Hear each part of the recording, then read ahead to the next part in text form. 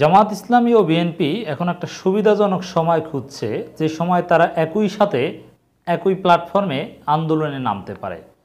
তো সুবিধাজনক সময় পেলে হঠাৎ যে কোনো সময় শুনবেন যে বিএনপি জামাত একসাথে মাঠে নেমেছে, এবং সেটা অতীতের ভুল ভ্রান্তি দূরত্ব এগুলো ওভারকাম করে মোটামুটি একটা ভালো স্ট্রং বন্ডিংয়ের মধ্য দিয়ে সেটা হতে যাচ্ছে বলে আমাদের কাছে তথ্য আছে।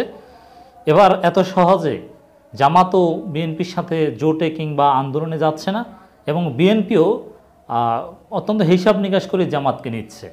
অতএব এইবার সুবিধাজনক সময় বিএনপি জামাত যে একসাথে নামতে যাচ্ছে, এখানে যথেষ্ট মজবুত একটা ভিত্তি দেখা যাবে নিঃসন্দেহে।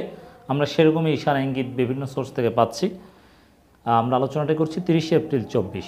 দর্শক, জামাত বিএনপির মধ্যে যথেষ্ট দূরত্ব ছিল, এমনকি গত রমজানেও দূরত্ব ছিল, কিন্তু একে অপরের ইফতার পার্টিতে এসে দাওয়াত দেয়, দূরত্ব যথেষ্ট ওভারকাম হয়েছে। সর্বশেষ জামাত ইসলামী উপজেলা নির্বাচন থেকে সরে যাওয়ায় অনেক কাছাকাছি এসেছে। এর মানে এখন কোনো ইখতলাফের জায়গা কার্যত বিএনপি জামাতের মধ্যে জাতীয় পলিসিগত ইস্যুতে নেই। বিএনপি জামাত এখন ইত্তেফাক একটা অ্যাটলিস্ট নীতিগতভাবে একমত। এখন জাস্ট একটা সুবিধাজনক সময় দরকার, যাতে আলোড়ন সৃষ্টি করা যায় এবং যাতে জনগণকে উজ্জীবিত করা যায়। এমন একটা হাই টাইম খুঁজছে, যে হাই টাইমে একসাথে মাঠে নামা যায়।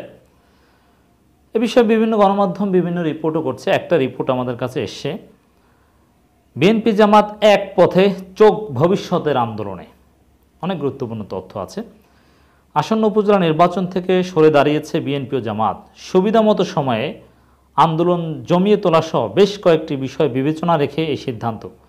দ্বাদশ জাতীয় সংসদ নির্বাচন বর্জনের পর এবার দল দুটি উপজেলা নির্বাচন বর্জনের ক্ষেত্রে একই অবস্থানে, এই একই অবস্থানে নেওয়া অনেক ইখতিলাফ সমাধান করতে পেরেছে এবং বিএনপি এবং জামাতকে কাছাকাছি এনেছে। উভয় দলের একাধিক সূত্র বলছে, সময় সুযোগ বুঝে ফের একসঙ্গে আন্দোলনে নামতে চায় রাজপথের বৃহৎ এই দুই বিরোধী শক্তি। কার্যত বড় ধরনের আন্দোলন ছাড়া যে দাবি আদায় সম্ভব নয়, বিএনপি জামাত নেতাদের কাছে সে উপলব্ধি এখন পরিষ্কার। এরই মধ্যে দল দুটি নেতাদের মধ্যে যোগাযোগ অনেকটা বেড়েছে, রাইট? দেখেন, উপলব্ধি জামাতের আগেও ছিল যে আন্দোলন ছাড়া সম্ভব নয়, কিন্তু উপলব্ধির অভাব ছিল বিএনপির মধ্যে, যে ভারত কি করলে রাগ হয় সে কাজ করা যাবে না, ভারত বিএনপিকে জাগিয়ে তুলবে, যুক্তরাষ্ট্র বিএনপিকে জাগিয়ে ধরবে, এরকম একটা চিন্তা বিএনপির একাংশের মধ্যে ছিল, যার ফলে জামাতকে দূরে সরিয়ে রেখেছিল। কিন্তু জামাত অলওয়েজ আন্ডারস্ট্যান্ডস যে গণ আন্দোলন ছাড়া, সরকারকে বাধ্য করা ছাড়া এই সরকার কোনো দাবি মেনে নেবে না। এখন বিএনপির শুভবুদ্ধির উদয় হয়েছে, সঠিক উপলব্ধি এখন হচ্ছে যে আসলে আন্দোলন ছাড়া সম্ভব নয়। এজন্যেই জামাতের কাছে আসা। বিএনপি জামাত নেতারা বলছেন তারা দেশের মানুষের প্রত্যাশাকে প্রাধান্য দিতে চান।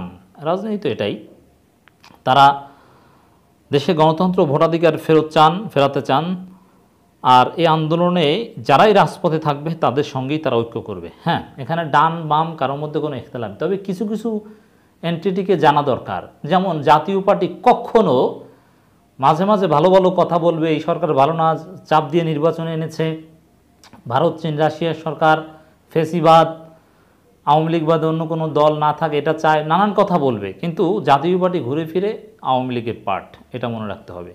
এবং চরমোনাই বড় বড় কথা বলবে, এক সপ্তাহ আলটিমেটাম, এই সরকারের পতন না করে ঘরে ফিরে যাব না, শায়েখে চরমোনাই রক্তের বদলা নিবে, অনেক বড় বড় কথা বলবে, কিন্তু দিন শেষে আওয়ামী প্রজেক্টের বাইরে যেতে পারবে না। অতএব এই ধরনের শক্তির পেছনে সময় ইনভেস্ট করাটা বোকামি, এটাও বিএনপিকে উপলব্ধি করতে হবে। আশা করি বিএনপি উপলব্ধি করছে। জানা গেছে একাদশ জাতীয় সংসদ নির্বাচনের পর থেকে অনেকটা একলা চলো নীতিতে চলতে শুরু করে বিএনপি। ওই নির্বাচন আগে ডক্টর কামাল হোসেনের নেতৃত্বে বিএনপিও বেশ কয়েকটি দল মিলে জাতীয় ঐক্যফ্রন্ট গঠন করেছিল। এখন ওই যে একাদশ সংসদের পর একলা চলো নীতি ছিল বিএনপির, এটা একেবারেই ভারতের প্রেসক্রিপশন ছিল, এটা যে কেউ বোঝে। এরপর দল নিরপেক্ষ সরকার অধীনে নির্বাচনে দীর্ঘদিন দাবি থেকে হঠাৎ সরে এসে দলগুলো শেখ হাসিনা সরকার অধীনে নির্বাচনে অংশ নেয়। সেই নির্বাচনে আওয়ামী লীগের কাছে রাজনৈতিকভাবে কৌশলগত হারের পর বিএনপি একলা চলো নীতি অবলম্বন করে। সেই নীতির ইতিহাস আমরা জানি। এরপর আসে দ্বাদশ জাতীয় সংসদ নির্বাচনে বেশ আগেই বিএনপি 20 দলীয় জোট ভাঙন ধরে পরে ডান বাম সব মিলে বেশ কয়েকটি দল নিয়ে যুগপৎ আন্দোলন শুরু করে বিএনপি। জামাত শুরু দিকে সে আন্দোলনের কর্মসূচি যুগপৎভাবে পালন করলেও পরবর্তী কর্মসূচি গ্রহণে বিএনপির পরামর্শ না নেওয়া সহ নিজেদের মতো কর্মসূচি দেয়। এটা মান অভিমান থেকে কোনো সন্দেহ নেই। এর মানে বিএনপি ইচ্ছে করে জামাতকে দূরে সরিয়ে রেখেছিল ভারতকে খুশি করার জন্য। তবে সরকার পতন আন্দোলনের চূড়ান্ত পর্বে আবারও একসঙ্গে মাঠে নামে জামাত, বিএনপি জামাত। দ্বাদশ জাতীয় সংসদ নির্বাচন বর্জনকারী এই কর্মসূচিতে উভয় দল। সেই সঙ্গে কর্মসূচি বা আন্দোলনে তেমন গতি আসেনি, ফলে সরকার অনেকটাই স্বাভাবিক পরিস্থিতি ও নির্বিঘ্নে নির্বাচন সম্পন্ন করতে সক্ষম হয়। যদিও এই নির্বাচনে ভোটার উপস্থিতির হার নিয়ে শুরু থেকে বিতর্ক প্রশ্ন তোলে বিরোধীরা। শুধু ভোটার উপস্থিতির হার সন্তোষজনক নয় বা 5-10%, এটাই একমাত্র সফলতা। কিন্তু এই সফলতার কোনো ভ্যালু নেই, যেহেতু আওয়ামী লীগ ক্ষমতায় যদি 5 বছর টিকে থাকতে পারে, এটাই হচ্ছে মূল। তাতে ভোটার 1% হলেও তাতেও তো সমস্যা নেই, মূল তো ক্ষমতায় টিকে থাকা। এর মানে ভোটার উপস্থিতি যে কম, এটাকে ব্যবহার করে, এই ইস্যুকে ব্যবহার করে কতটুকু আন্দোলন করতে পারছে, সরকারকে কতটুকু চাপে ফেলতে পারছে বা প্রশ্নবিদ্ধ করতে পারছে, এর মধ্যে সফলতা নিহিত। ভোটার উপস্থিতি, জনগণ ভোট দিল কি দিল না, এর মধ্যে সফলতা নিহিত নয়। সফলতা হচ্ছে আওয়ামী লীগ কতদিন ক্ষমতায় থাকতে পারলো কি পারলো না তার উপর। জাতীয় নির্বাচনের ধারাবাহিকতা এবার উপজেলা নির্বাচন বর্জন ঘোষণা দিয়েছে বিএনপি। কেন্দ্রীয় নিষেধাজ্ঞা উপেক্ষা করে ভোটে অংশ নেয় এ পর্যন্ত বিএনপি প্রায় 80 জন নেতাকে বহিষ্কার করেছে।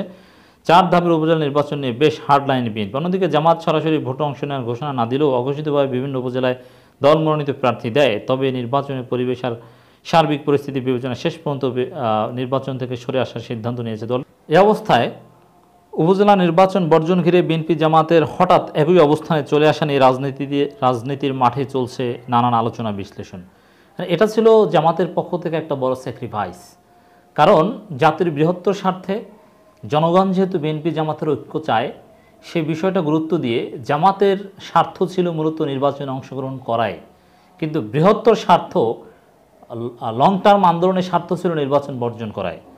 তো এই জন্য জামাত তাদের বড় স্বার্থ বিসর্জন দিয়ে একেবারে গ্রেটার স্বার্থ বিবেচনায় ছাড় দিয়ে নিজেরা ত্যাগ করে বিএনপির সাথে ঐক্যের একটা জায়গা তৈরি করেছে।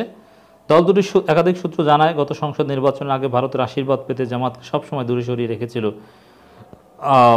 বিএনপি। এটা বিএনপি এখন স্বীকার করছে। বিএনপির এটা অস্বীকার করার কোনো সুযোগ নেই যে কেন জামাতকে দূরে সরিয়ে রেখেছিল। আমরা কয়েক বছর যাবৎ জোরালোভাবে এটা বলে আসছিলাম, এখন বিএনপিও স্বীকার করছে। এ কারণে জামাতকে নিয়ে এক মঞ্চে নির্বাচনী সভা সমাবেশ করেনি দলটি। নির্বাচনে 2 মাস আগে অন্তত গত বছর 28 অক্টোবর একই মঞ্চে 2 দল সমাবেশ পরিকল্পনা করলেও শেষ পর্যন্ত সেটি সম্ভব হয়নি, আর তাতে বিএনপির জন্য বিশেষ কোনো লাভও হয়নি। মানে বিএনপি নাকানে চুবানি খেয়েছে, স্যাকা খেয়েছে, এটা হচ্ছে কথা। 2 দলের তৃণমূল নেতারা মনে করেন সারা দেশে একযোগে জামাতকে নিয়ে কঠোর আন্দোলন গড়ে তুলতে পারলে উভয়ের জন্য তা লাভ ছিল। এর মানে এখন পরিকল্পনা করছে এটা যে সারা দেশে একযোগে জোরালো আন্দোলন গড়ে তোলার। তবে এটা একটা নতুন মাত্রা রাজনীতিতে ডেফিনেটলি যোগ করবে, সেদিকে যাচ্ছে। সুবিধাজনক সময় খুঁজছে বিএনপি জামাত উভয় দলেই।